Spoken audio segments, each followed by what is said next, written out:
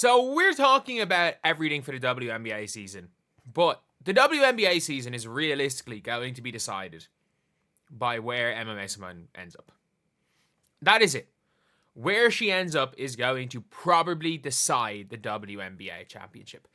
And if you guys are wondering, like, oh, she's going to want $200K a year to play, she's not coming back till after Eurobasket. She's probably going back to WNBA because it's coming in after the new CBA. Because after the new CBA, she can go and make her max contract, which she is going to get. But obviously, the player that I'm talking about is Emma Meesseman. She was the MVP of EuroLeague, the most valuable player of EuroLeague, for the third season in a row. Yes, I repeat, she's been the most valuable player in EuroLeague 3 seasons in a row. She was MVP of EuroLeague over Breanna Steward in 2023. They were teammates. She was MVP of EuroLeague over Nafisa Collier in 2024.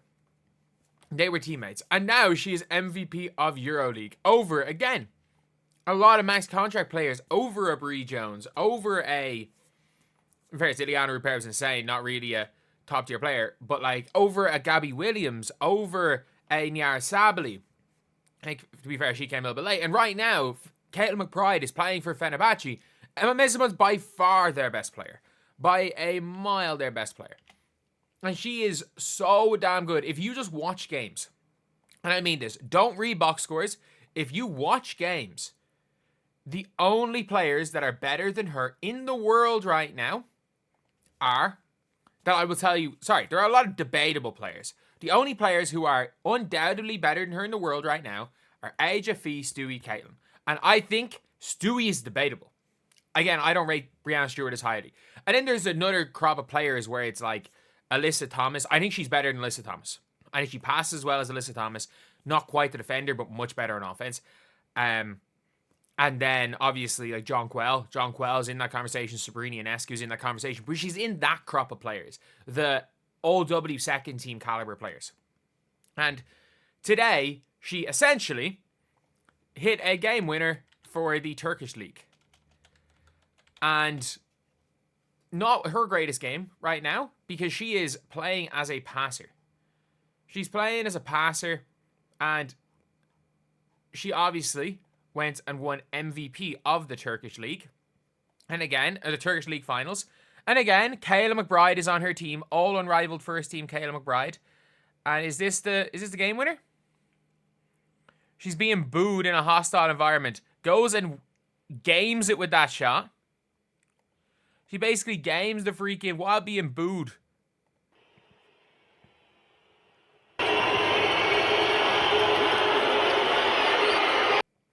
She freaking games Meesseman today. And they wouldn't even attempt to let Natasha Howard guard her today. But if you guys didn't see what she did to Natasha Howard in the other games, so Natasha Howard trying to guard her the last game, Emma Meesseman has 22 points, 13 boards, and 8 assists. This is against a Meesseman team with Bridget Carlton, starts for the Lynx, Natasha Howard, max contract for the Fever, Tiara McCowan. They've also got, Bridget Carlton. You've got Maureen Johannes, and she goes and puts up 22, 13, and 8 assists on 14 field goals made. I repeat, 14 shots. She has 22 points.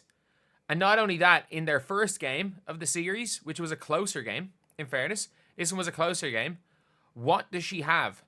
She has 30 on 17 shots, 12 of 16 from 2.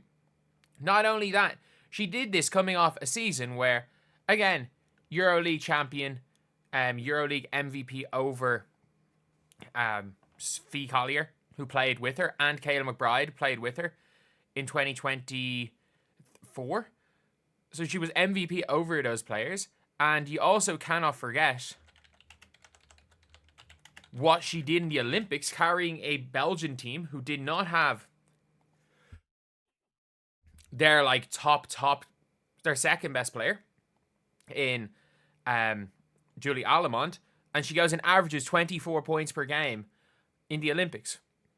She had 30 against Japan, She had 24 points against the United States. She was the best player on the floor in a game against the United States. Yeah, America had too much. America just had too much talent. She was the best player on the floor against America.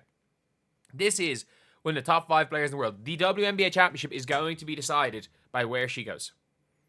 I mean that. Like, it is going to be decided by where she ends up. Because obviously there's no one knows where she's going to go. She could end up being in like the Sun with her old national team coach, but it's unlikely. She could go for whoever can pay her the most, because she's not coming in until after Eurobasket. Eurobasket finishes in the middle of July. Or sorry, is it the start of July? So Eurobasket is... Sorry, no, it's the start of July. Eurobasket is from the 18th to the 29th of June. So she can't come until July. So you're going to see her post-All-Star break. And she can choose where to go. And if you are the Indiana Fever, you win the WNBA championship if she's there. Like, if you put her at the 4 with Aaliyah at the 5, DeWanna Bonner at the 3, you win the championship. Especially if it's, by the sounds of things, Stephanie White is playing a motion type offense. And again, let's not forget that she won a finals MVP while playing on the same team as Elena Delle Donne. She's already a WNBA champion and WNBA finals MVP. And ironically, she did most of that while being guarded by Natasha Howard. But not only that, she is improving. She's at her peak. She's at her peak these last couple of years. Since she's been out of the WNBA, she has hit a new level of play. And with the way that the WNBA is moving towards a more modern style of basketball, the way she plays fits that seamlessly. Like, she is like a much better version of Sarah Strong. Like, that's what she is. Like, again, she is no doubt about it, one of the top 10 players in the world. I think you can make the argument of top 5. But still, if she goes to the Fever, it's over. It's absolutely over. She comes in for Natasha Howard. She starts at the 4. And Natasha Howard is the best bench player in the WNBA. It's over. They've won the title if they do that. And obviously the Fever, you're like, oh, the Fever can't afford her. No, the Fever can't afford her right now, but she's not coming till July. The Fever can afford to pay her 50 grand from July for half a season. If they can manage to do that, that's it. And she's not, by the way, she's not deciding if where she's going until after Eurobasket. So if the Lynx get her, it's over. You put Fee, you have a weird lineup with Fee at the 5 or maybe Fee at the 3, and she comes in for Bridget Carlton, it's over. Or you do some mad thing, you play her point guard, and everybody else just guards, and she plays as a 6'4" point guard, which would be even crazier. But I think there's a possibility of that, because she is like Sarah Strong-esque, and I think you could get away with playing Sarah Strong at point guard. If she goes to the Liberty, she starts without question. Stewie just moves down to the 3 and they win the championship. If she goes to the Aces, oh my God, if she goes to the Aces, it's over.